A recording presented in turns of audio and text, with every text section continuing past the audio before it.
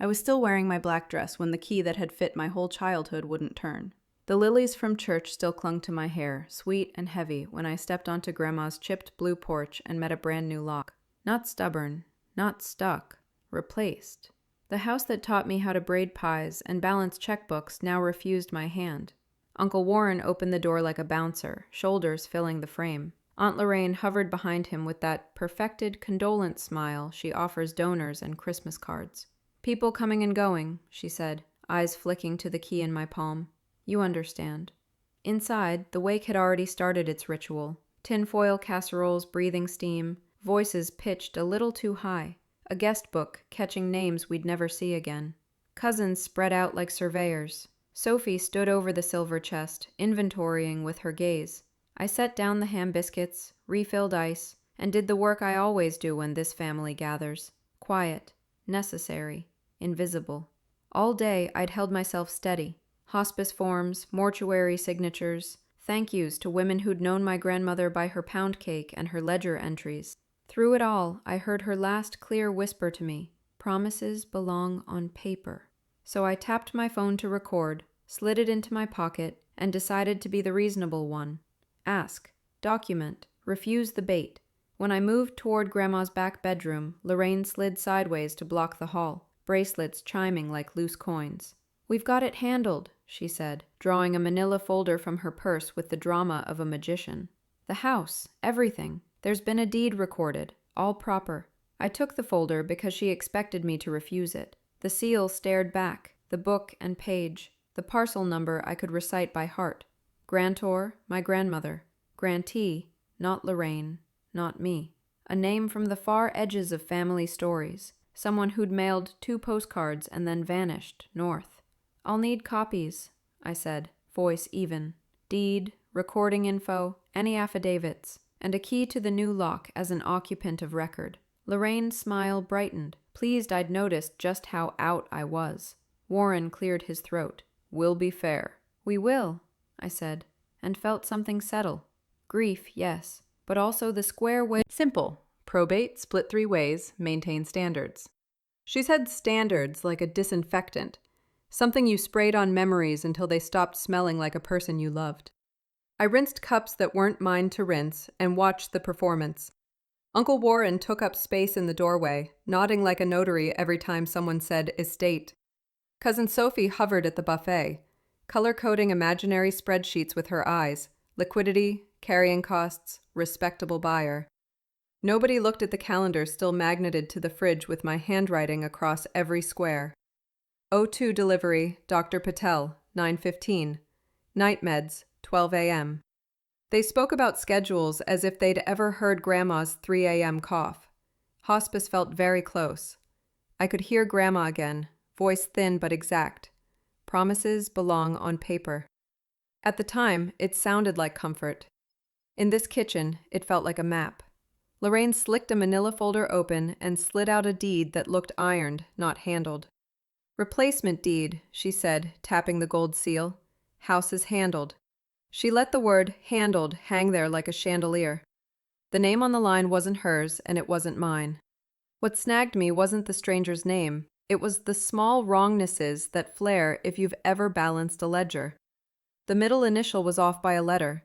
The legal description put the house on the wrong lot. The notary commission number rang a bell I didn't like. It looked official. It didn't read true. I could have argued then, could have turned the kitchen into a courtroom with steam on the windows.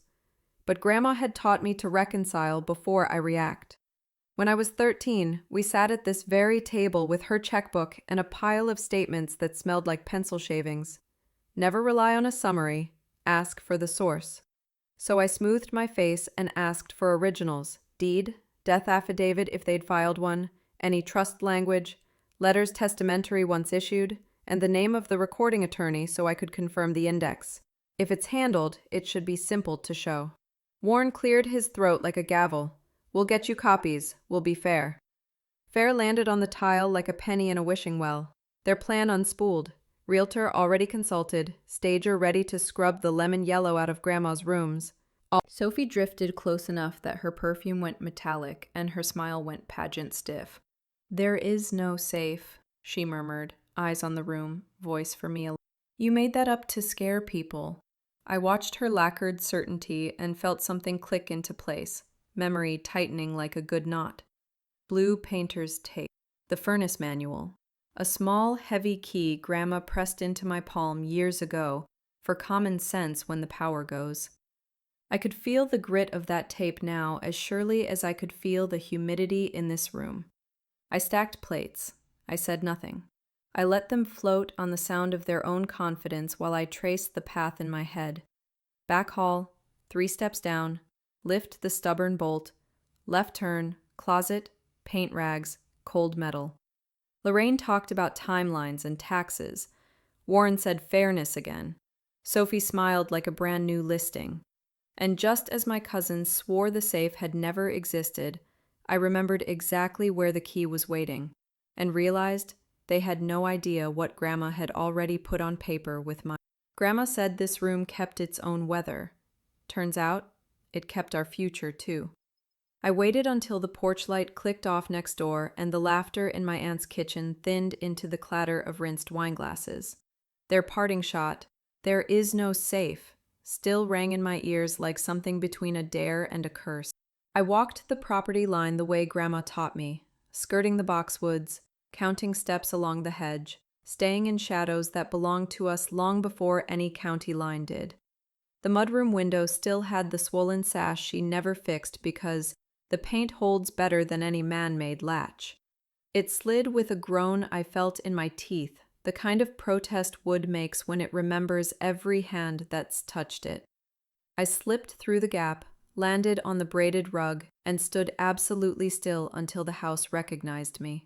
The air in Grandma's sewing room was the same as every July of my childhood, even now in November. A coolness that smelled faintly of cedar, starch, and singer oil. Mothwing wallpaper shimmered in the lamplight, the little gray triangles flying in endless formation across a field of faded blue. The treadle machine sat like a small altar, palms found worn brass, the safe's dial polished by decades of dry hands and habitual prayers. The metal held a whisper of cool, and beneath it, warmth that lived only in memory. Grandma's voice counting in my ear. Birthday, anniversary, baptism. The number dance she made me practice until I could spin it in the dark. Numbers clicked, soft and certain, like beads sliding on a rosary. The bolt retracted with that deep, throat-clearing thunk I've never heard anywhere but here. Inside, order ruled. Paper bundles tied with cotton twine, each labeled in her exacting hand. A velvet pouch the color of church wine, and a manila envelope sealed with tape, my first and last name written across it in the square, no-nonsense letters she used for recipes that never failed. I sat on the floor, dress hem gathering dust, and let grief and anger settle into something useful, a checklist. I set my phone to silent and camera to auto timestamp. Every bundle photographed face up, face down. Every envelope laid on the Singer cabinet, ruler beside it, date and time in the corner like the county clerk I wished I'd become instead of everyone's keeper. Tax receipts, mint and crisp. Paid off lien releases, the kind of bureaucratic poetry that says no one else holds a handout for this place anymore. An index card with a note to herself. Deliver deed Monday. Bring cookies. I smiled despite myself. Grandma bribed the world with oatmeal raisin and won most battles with a plate and a signature. I picked up the sealed letter last, not because I could resist it, but because I wanted to reach it without shaking. For you, the top said. No, my dear, no ornament. She wrote like she cooked, straight, measured, and right. I didn't open it yet. Chain of custody matters even when the courtroom is a kitchen table and the judge is a calendar. I slid the letter into a sleeve, made a second set of photos, and tucked duplicates into my bag with the methodical calm of someone who knows panic is what liars count on. Then I saw it, the thing every muscle in my back had tightened to find. On top of a stack wrapped in brown paper sat the deed, original, bearing the embossed county seal that catches light like a fish scale. My breath moved once and then waited. Invite a debate. Just letters. clean and unapologetic, spelling only my name. The house that raised me had been handed to me long before these people changed the locks they thought controlled the future. Behind the door, on the porch boards that always groaned twice before the knob turned, footsteps stopped, and a key slid into the new deadbolt, as if the house would open for anybody but me. She wrote like she cooked. No flourishes, just the truth, measured level. I slid the letter from its envelope the way you slide a cake from its pan, careful, certain it would hold. Her block letters stood steady, haloed by 2 faint coffee rings. It smelled like cedar and diner brew, like mornings when she'd hand me a list and say, "Start with what matters, the rest will follow." She started the same way here. She didn't apologize for choosing me. She numbered it, practical as a grocery list.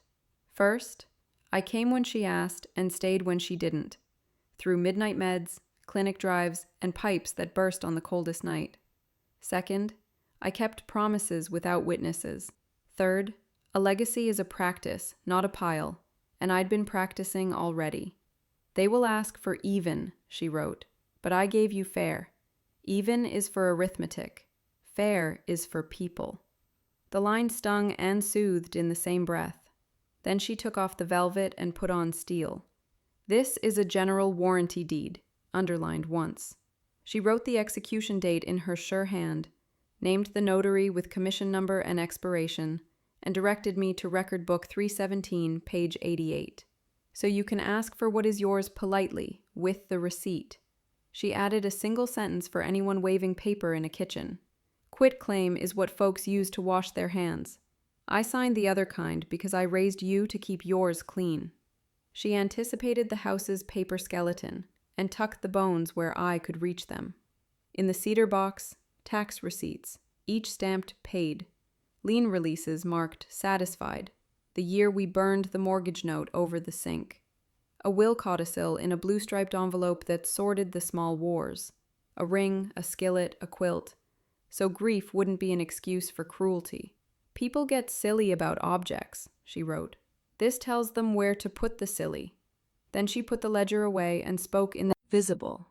I scanned to 2 cloud vaults under names no one in this family remembers I own, printed 1 set on archival paper, and slipped each page into sleeves.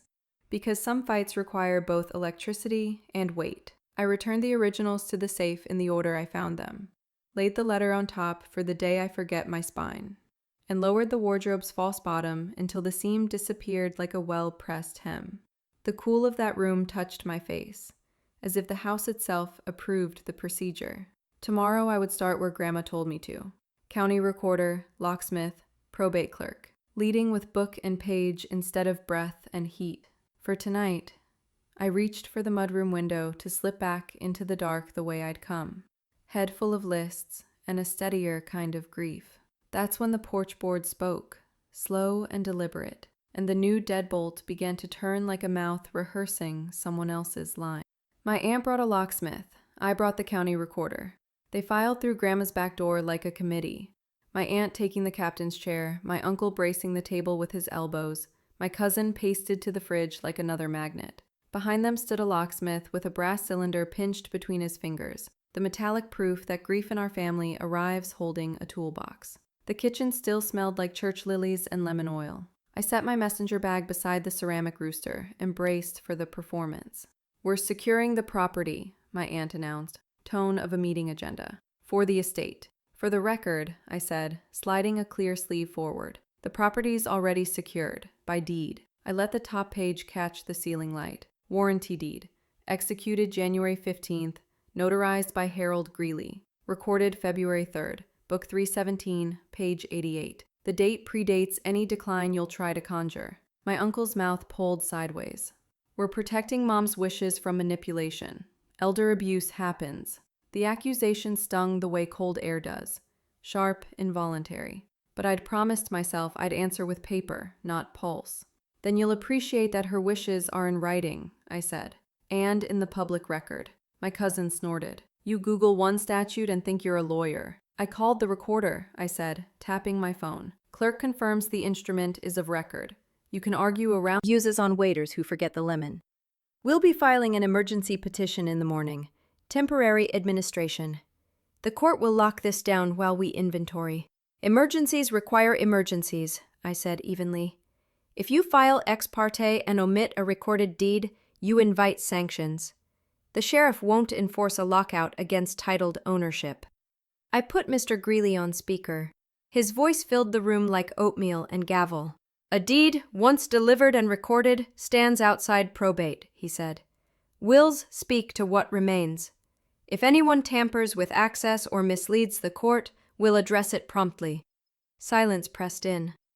Then the screen door creaked, and Mrs. Dalton slipped in on cardiganed feet.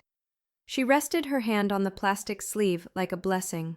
Your grandmother told me in April she'd finished the house paper, she said. Said she gave it to you because you came when you weren't called. I was there when Harold notarized. We got cookies at the bank after. My aunt's veneer cracked, then reset. Fine. We'll take copies, consult counsel, and proceed. You'll take copies, I said. The originals stay with me. Meeting at Mr. Greeley's office, scanner running. Return the ring and keys, she tried. The ring is mine under the codicil, I replied. As for keys, symbols matter. I'll keep mine. My cousin decided it was his turn to bruise fruit. He flipped through the packet I'd given them, thumbing the pages like a magician about to make something vanish. Most of this is noise, he said, grin spreading. Too bad about the missing page. I froze. I pulled my own stack, checked the deed, the embossed seal, the recorder's stamp, the legal description that starts at the bend in the creek and walks the land like a prayer. My originals were intact, weight right, edges crisp, but the court-certified back page I'd included in their copy set, the recorder's certification with the book and page notation, wasn't in the pile they'd just handled. My aunt smoothed her blouse, smile returning. Courts don't love sloppy, she said. Mrs. Dalton's fingers tightened on the sleeve. The locksmith's card trembled on the counter. My grief congealed into something colder, cleaner. I zipped my bag and stood, careful not to. Bundles squared, envelopes labeled, photos snapped with timestamps visible in the frame. Counting pages out loud steadied my hands until the lullaby broke. The deed packet referenced Exhibit A, Survey and Easement Acknowledgement. But the writer wasn't there. The cousin's smirk from last night snapped into focus. He hadn't been guessing. I refused to let anger make me clumsy. I wrote an affidavit of loss in clean, declarative lines, what I received from the safe, when I discovered the gap, who touched what and when. A notary at the UPS counter stamped it while the scent of shipping tape and burnt coffee wrapped around us like proof that ordinary places can hold extraordinary turning points. I filed certified copy requests with the county recorder for the recorded deed, all writers, plats, and any later filings on our parcel. Sunlight, I reminded myself. Paper trails never forget. The recorder's office hummed under fluorescent lights. A clerk with glasses on a chain pulled up my book and page. The screen showed Grandma's deed crisp as a winter sky. Warranty form, notary seal squared, legal description marching from sycamore to iron pin exactly as the original in my hand. Relief loosened something tight beneath my ribs. I paid for certified copies of the entire packet and asked the clerk to flag any replacement deed filed after Grandma's. She gave me the look older women give younger women when the story is obvious but they let you tell it anyway. We'll call, she said. Across the square, Mr. Anders, Grandma's attorney since before I was born, made room between a trust review and a title search. His office smelled like lemon oil and precedent. I slid over my affidavit, photos, and timeline. He listened without chasing my sentences and then gave me a plan that felt like bedrock. First, a cease and desist to anyone changing locks or removing property. Second, an emergency restraining order to prevent waste or sale. Third, a quiet title action to let a judge say out loud what the deed already says in ink. If the writer was recorded, certified copies would cure the packet. If it wasn't, we'd attach a current survey and move forward. And if anyone had filed a false deed, he would not hesitate to loop in the district attorney. Your grandmother used a deed because she knew wills invite wars, he said. Packet, a codicil. I read it once for law, twice for love. She reaffirmed the deed to me for promises kept, left personal property by schedule, Grandpa's rods to my uncle, the china to my aunt if she'll use it, savings bonds to the cousins if they can wait, and divided liquid assets in a way that gave no one an excuse to claim favoritism. Finally, a line with more weight than any account. My recipe box to the girl who cooked when I couldn't. Beneath, the box itself, tabs soft from decades of use, cards smudged with cinnamon and oil, proof that trust is a ledger of small things done well. I copied what I could, had the bank make certified duplicates, and logged the time and hands that touched each page. Procedure was the rope I used to pull myself across the river. When we returned the box, the banker checked his screen and frowned, polite but unmistakable. Miss Coleman, our records show there is a second key on file for this box under your grandmother's authorization. It was used yesterday. Yesterday. The vault felt smaller. By whom? I asked. He glanced at Mr. Anders, then back at me. The co-signer on the signature card. We were told to expect her. He hesitated just long enough to tell me he wished he didn't have to finish the sentence. She brought a witness. I set my palm on the counter to steady the floor and said, as evenly as I could manage, "Please tell me exactly who signed yesterday and what, if anything, they removed." Money leaves footprints. Liars forget their shoes. The banker's apology trailed me out of the vault and into the cool marble hallway where Mr. Anders waited with that patient posture I was beginning to lean on like a handrail. The access log was crisp, merciless. It recorded the date, time, and authority presented. My aunt hadn't used Grandma's missing brass key at all. She had presented a photocopy of an old durable power of attorney the bank once kept on file for convenience. Convenience that had expired the day Grandma signed the revocation in Mr. Anders' office and mailed the certified notice. The log didn't care about family myths. It listed a document number, a teller ID, and 3 indifferent words. POA on file. We asked for copies. The manager's hesitation dissolved when Mr. Anders slid across the revocation letter and postal receipt like a dealer laying down trump. He also left revoked power of attorney. Demand for full accounting of any access to the lockbox, estate accounts, or safe deposit contents. Notice to the bank to restrain further access absent court order. He didn't say the words criminal exposure, he wrote them. Potential criminal misuse of POA under State Statute 45-5-116, and the letters on the page made something in my shoulders drop. Not relief exactly, but a sense that the ground beneath me was solid enough to stand on. "Now we look for footprints," he said, turning his legal pad and drawing a grid that looked like a city map. Columns for dates, payees, amounts, memos, and arrows pointing to categories. Estate expenses, household, medical, miscellaneous. Anything labeled estate must tie to a receipt and a statutory reason, he continued. If you see gift cards, boutique purchases, airfare, we flag it. If there are new credit applications, we flag those too. He handed me a homework list. Pull the last 12 months of statements for Grandma's checking, savings, and the line of credit. Obtain her credit reports. Set alerts with the bureaus, and request images of cleared checks. He would file an emergency request forcing preservation of records at the bank before anything could be corrected. I wanted to drive straight to my aunt's and bang on her door until somebody told the truth. Instead, I drove home the long way, past the grain elevator and the one-screen theater, letting the town's ordinary rhythm sand down the edges of my fury. Every mailbox and porch swing reminded me of the conversation Grandma called the midnight tea. We'd sat at the kitchen table when the house was a ship floating on the quiet. She'd wrapped my hands around a mug and said, "In our family, they take your voice first by making you explain yourself. Then they take your proof. What you keep is what you can carry." I'd thought she meant jewelry or cash. Now I understood she meant copies, witness names, dates, and the ability to go silent and let the record speak. So I built the record. I set up a folding table in the den and made stacks that would have satisfied any auditor. Bank statements in one pile, credit card statements in another, tax receipts lined up like soldiers. I opened signatures and a thumbprint, because your grandmother liked belt and suspenders. She agreed without hesitation to sign an affidavit about the date, the voluntary nature of the signing, and the fact that Grandma read every line out loud like she always did. Then I called Dr. Patel's office and arranged for a competency affidavit pegged to the deed date. The nurse remembered Grandma too. She corrected my math on a dosage and she was right, and promised a call back before close. The phone buzzed with texts I ignored. A photo of my aunt's front stoop draped in lilies. A cousin's performative grief post that used the word legacy like a net.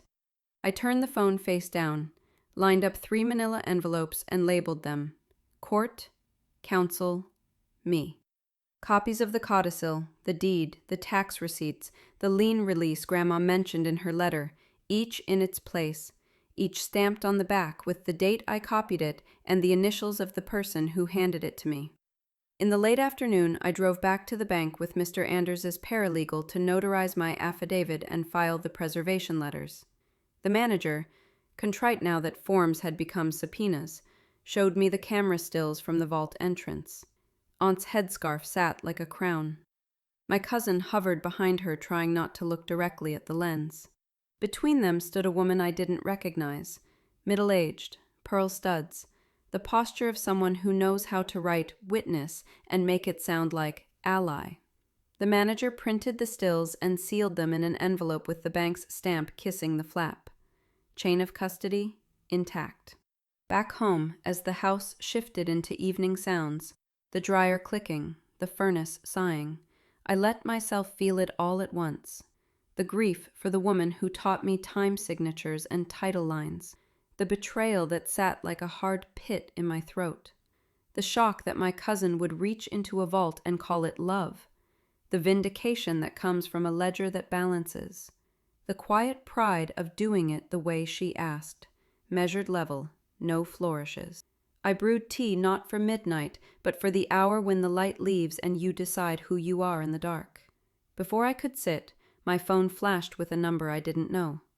I almost ignored far table under the fluorescent hum, a banker's box by her feet, a manila folder aligned with the table's edge so precisely it felt like a warning. "You came," she said, not looking surprised. "Your grandmother told me you would, if it ever came to this." The words scraped something raw inside me. I took the chair opposite and kept my hands flat on the table so she could see they weren't shaking.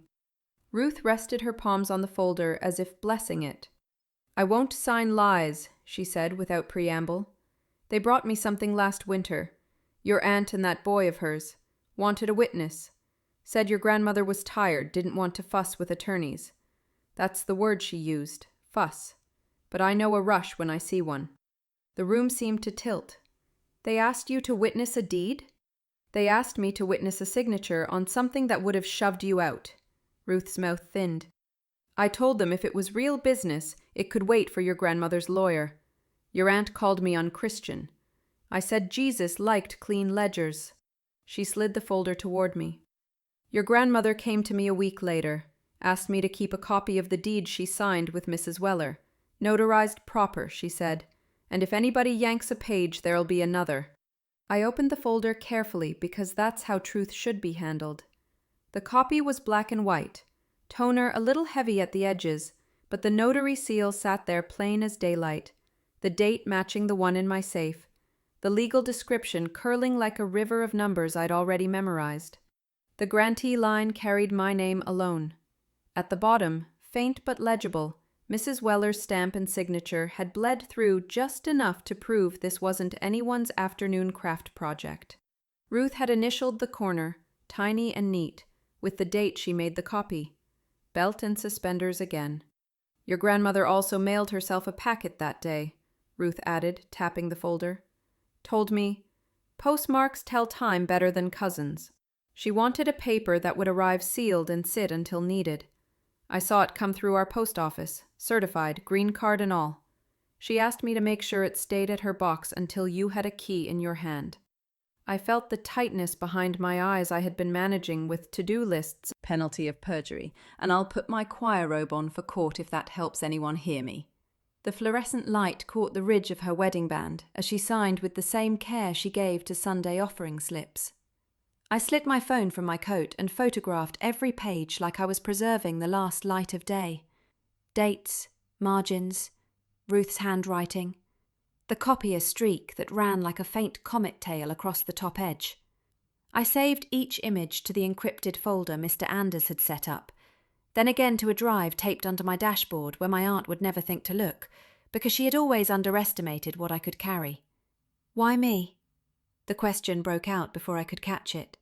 Why did she pick me? They're already calling me greedy. Ruth leaned back and studied my face with the same careful attention she gave to line items. Because you stayed, she said simply. People who leave at midnight when the medication kicks wrong, and the washing machine floods, and the pain spills words that aren't fair. They come back with casseroles and opinions. People who stay learn the furnace filter sizes and the pharmacy hours and the difference between fear and confusion. Your grandmother wanted the house with someone who knew where the flashlight lives when the lights go out. The room's cold slid off my shoulders like an old coat I no longer needed. I slipped Ruth's declaration into the red folder marked Council and folded the Xerox into the blue one marked Court. My phone buzzed on the table, a tiny electric tap. I ignored it long enough to ask Ruth the practical questions. Will you be available this week? Will you answer if someone tries to intimidate you?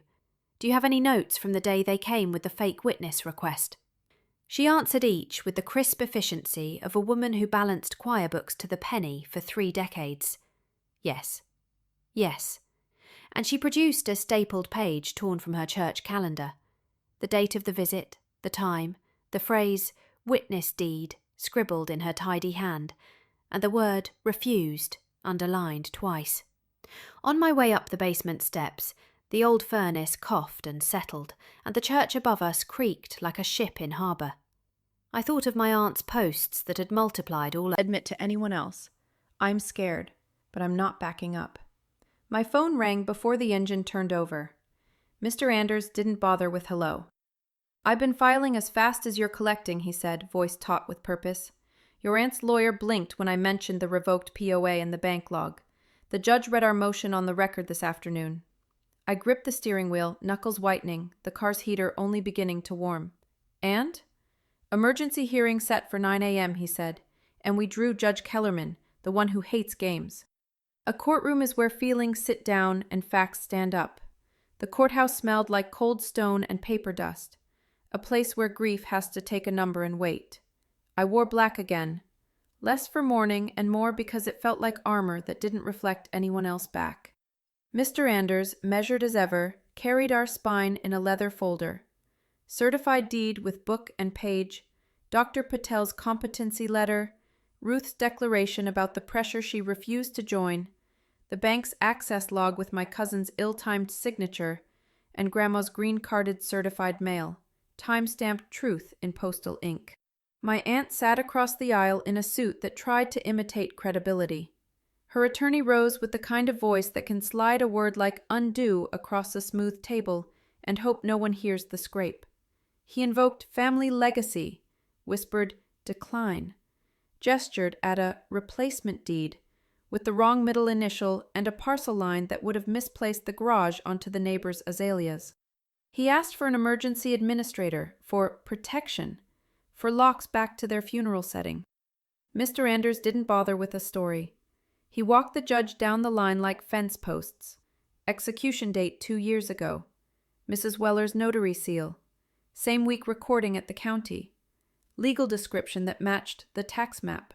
Dr. Patel's letter that Grandma was alert, oriented, and maddeningly specific about the family china. Ruth's photocopy of the deed from the church basement with the same seal and date. The bank log showing the stale power of attorney used after revocation. Chain of title is clean, he said. Interference is not. Judge Kellerman looked over her glasses as if they were a scale. Respondents, she asked my aunt's table. Microphone like a metronome no one could rush. Temporary restraining order granted. They are barred from entering, altering, or removing. Keys returned to my counsel by 5. Sheriff Civil and a locksmith at 10 a.m. to restore the locks to pre-funeral condition. No sales or encumbrances. Expedited schedule for quiet title in 30 days. Admonition for misuse of a revoked power of attorney. Warning. False filings will be taxed, not tolerated. She looked at me once, not unkindly. Miss Carter, keep communications through counsel. Change the locks. Don't gloat. Outside, a reporter put on her softest face and asked about family unity. My aunt drifted toward the camera with a practiced, "We're praying for healing." I gave the only line I had promised myself to give. "We'll follow the court's orders." Then I sat in my car and let the air finally come all the way in. Grief arrived first. It always does. Then betrayal, stripped of its disguises. Lock changes, forged timelines, the word protection used like a crowbar. Shock had already done its job inside. There was none left. Vindication came small and quiet, like a chair pulled out from a table that used to pretend I wasn't there. And pride followed at a distance, careful and new, for the woman who walked facts into a room built for bluster and didn't let them go. I drove to the house I had decided to guard with paper and presents. The porch boards gave their old warning creak. The order gave me permission. The key gave me entry. The kitchen gave me back my breath.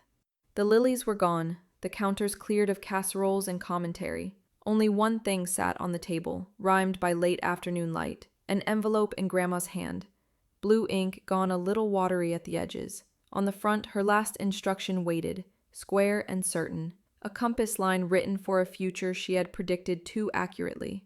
For when they circle. She left me a floor plan and a battle plan. The envelope waited under the kitchen light like it had been measuring my heartbeat. I slid a butter knife under the seam and found the kind of map you only draw for someone you trust to read between lines. Grandma's hand sketched the house in tidy rectangles and the land in soft arcs, with tidy arrows that were anything but sentimental. Along the old fence she'd written, "Bound." False bottom tapped loose with the same small pride I'd felt at 12 when she let me think I'd figured it out alone.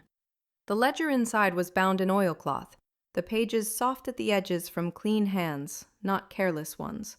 Lines marched in pencil, tidy as a hymn. County tax prepayments through the next cycle. Home insurance paid in full to renewal with an endorsement showing me as additional insured. Water and sewer confirmations. And a stapled release of a tiny lien from a long-ago roof repair the family never knew existed because knowing would have required asking. Each entry carried a date and a check number.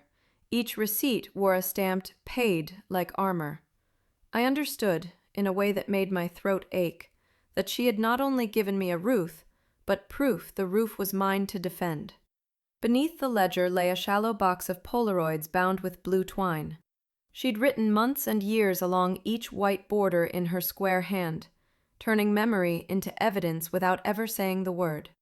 There I was in a raincoat, hauling the space heater to the front parlor after her hip surgery, December 2020.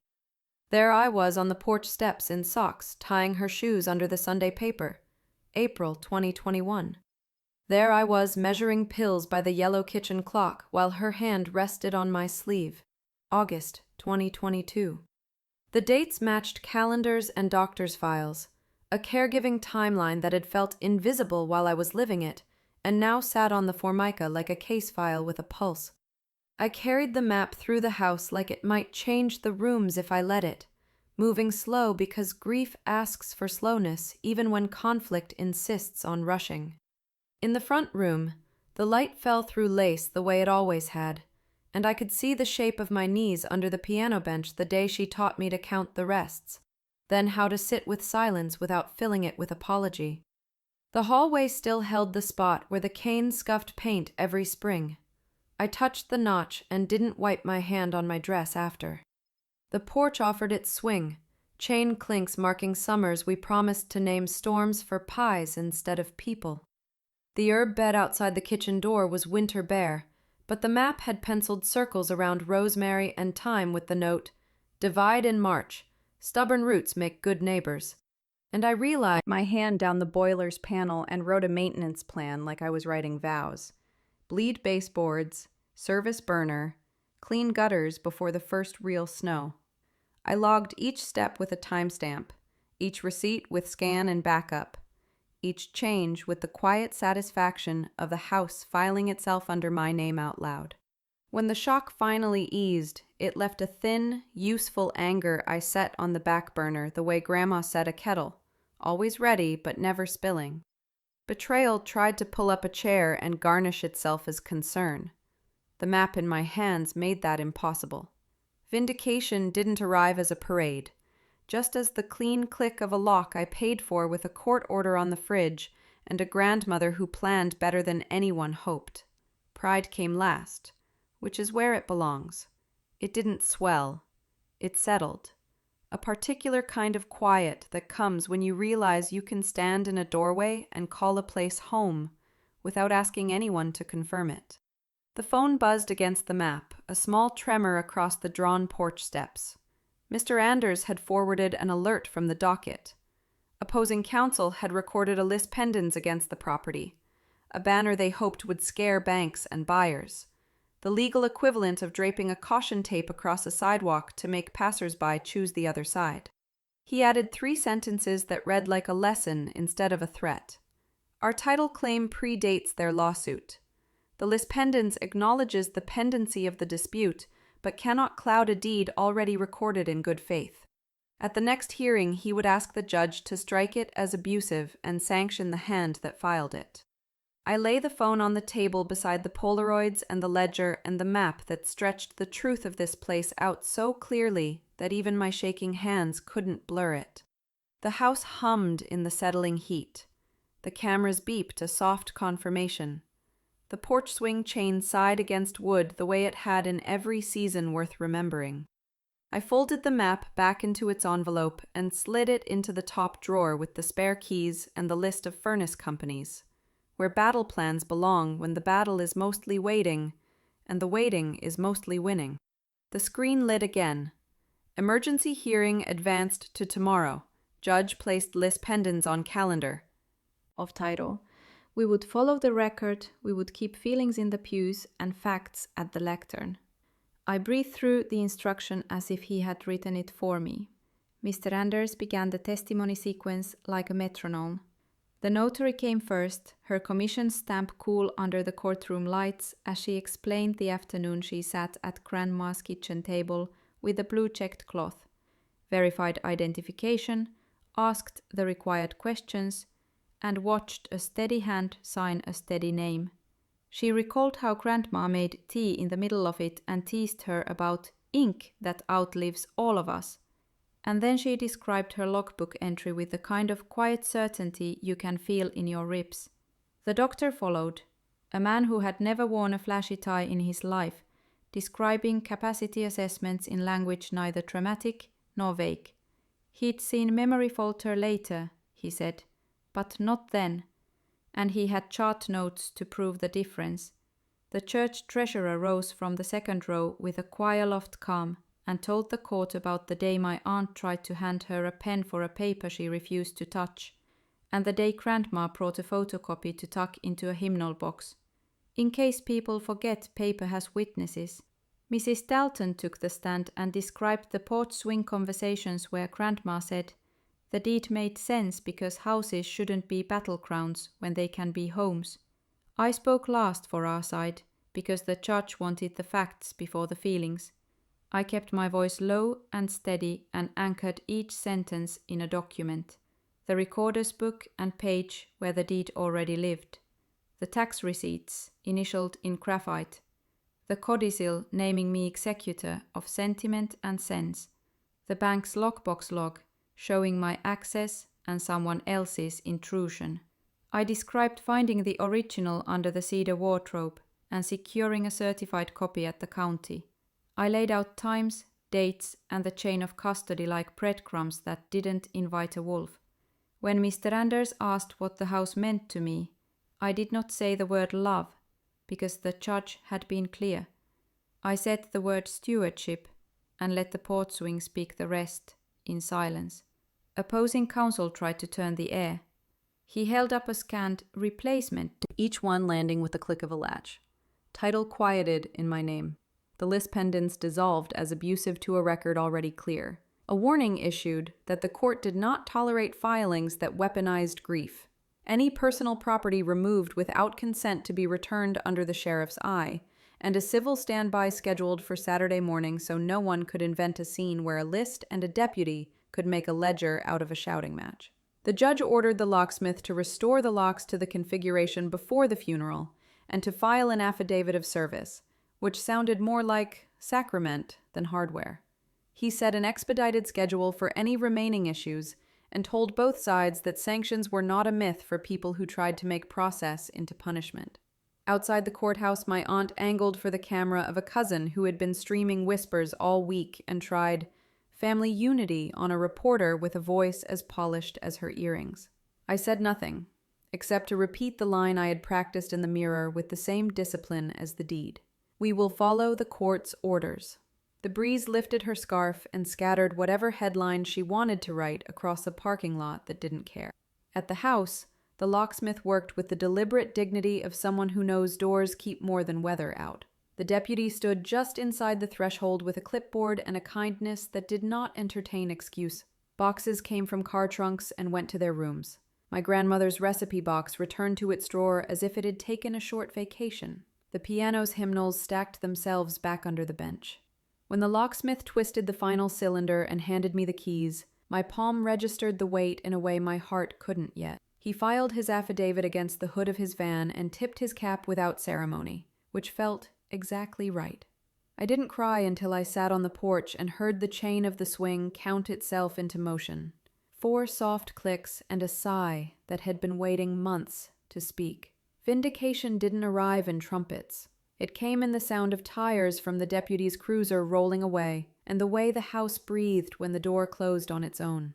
I said thank you, where everyone could hear it, and no one could argue with it. A simple sentence offered to a woman who taught me that flowers should be measured level, and promises should live where you can point to them. Quiet pride doesn't shimmer. It settles. It settled. Stamp was 3 months ago, 2 weeks before Grandma died. The message ended with a cheerful promise to move fast, and for the first time since the gavel fell, my hands shook for reasons that had nothing to do with paper. I thought the deed was the victory. It was only the permission. The order arrived stamped and solemn, a square of authority that felt less like a trophy and more like a key to the life I had already begun. The clerk slid a certified copy across the counter, and I slid my old grief back into my pocket, where it fit like a coin rubbed smooth. I walked straight to the recorder and filed the judgment so it would live beside the deed in the book that never forgets. From there, I crossed the street to my insurer, updated the policy with my name alone and the judge's case number, raised the coverage on the roof and the piano, and added liability for volunteers because a garden was coming. At the tax office, I paid the quarter's bill in person and asked them to note the court order in the parcel record. Paperwork didn't heal anything by itself. It kept the wound from being touched. Back home, I wrote 3 letters before I unpacked a single box. The first went to the neighbors on both sides, thanking them for the porch light they left on the night I walked the property line, and for the way rumors never seemed to make it over our hedges. I told them the house was staying a home, that I would be repairing the back steps and replanting the peonies, and that if they ever saw a locksmith without a court order, they had my permission to be nosy. The second letter went to the women who swore under oath for me. The notary, the choir treasurer, the neighbor. Each page a thank you, without sentimentality. Gift cards tucked inside to the only diner in town that knows how to butter toast properly. The third went to my aunt and uncle and cousin. Certified, return receipt requested. It set the boundary the way a fence sets it, visible and not negotiable. All communication would go through counsel. If misuse of the old power of attorney were confirmed, a repayment plan would follow, with interest and a schedule approved by the court. Family meetings, informal, come-to-the-kitchen ambushes, and sentimental pleas would no longer be currencies we traded. I didn't scold. I didn't gloat. I listed dates and amounts and statutes until the paragraphs read like a metronome. Then I wrote one more letter and placed it on the mantel where any visitor could see it. The header read, between bluster and reliability, and a neighbor who has watched a porch swept in August heat. Beside it, I propped a sketch of the backyard with beds mapped for rosemary, dill, and the stubborn mint Grandma always kept in a galvanized bucket to keep it from running. A small community plot would share the fence line with the alley, with a sign that said, "Take what you need, bring back what you can," in the language of beans and basil. The first night, I allowed myself to be alone in the house, truly alone, I didn't sleep in the bedroom where the wallpaper still held a sun-faded square where their wedding photo used to hang. I unrolled a mattress on the living room rug, because that's where the swing's shadow falls late and turns the floor to water. I baked her pecan bars and put 2 on plates, setting one at the end of the table where she used to sit with her hands folded after grace. I didn't talk to the empty chair. I measured flour level and thought about the afternoon I learned how to write checks without bouncing. The winters I learned how to coax heat out of radiators that sulked. The day she looked at me over a pot of soup and said that caretaking wasn't a sentence. It was a vow I could make to myself to become the woman I wanted to meet in the mirror. The house didn't feel haunted. It felt staffed. In the morning, I put on work jeans and started where she would have, with a list on a clipboard and a pencil behind my ear. Change the codes I had installed after the TRO. Replace the caning on the porch chairs. Oil the piano pedals. Call the HVAC tech and get on the schedule before summer turned the attic into a kiln. Walk the fence line with a roll of neon flagging tape and mark where the right-of-way jogged so everyone could stop pretending they didn't know. Stewardship turned out to be a series of small decisions performed with large respect. The house answered in the ways houses do. No sudden creaks, no doors that refused to settle. A faucet that stopped dripping because I finally found the right washer. When my phone buzzed with an unknown number at noon, I let it go to voicemail and listened on speaker while I sorted screws by size in a tray that used to hold costume jewelry. A realtor's voice, too bright for winter, chirped about how quickly they could list once they had the 3 heirs' signatures. The transcribed date glowed from 3 months back, another piece of proof that grief had been a costume in my family, and paper. I let go of things I had been carrying that no longer belonged to me. The reflex to explain myself at every doorstep. The urge to repair a relationship that had been built on me accepting a smaller chair. The habit of confusing nice with safe. I didn't text apologies. I didn't send peace offerings dressed in monograms. I pressed my palm to the cool banister and promised the woman who raised me that I would manage the place like she did, working and mending and telling the truth with my hands. On the porch that evening, as dusk made the yard a postcard and the first peony ant explored a bud, I said the line out loud I had been saving for the last page. They changed the locks after the funeral. Grandma changed my life with a signature. Wind moved the maple, and the chain on the swing counted the beat like a metronome. It sounded like yes. If I told you the safest place in the house wasn't the safe at all, would you believe me? If this story struck a nerve, hit like and share it with someone facing their own changed locks. Drop a comment. What's the first piece of proof you'd put on the table, and why? Subscribe and turn on notifications for more first-person reckonings where records beat rumors. Your engagement helps these stories reach the people who need them most.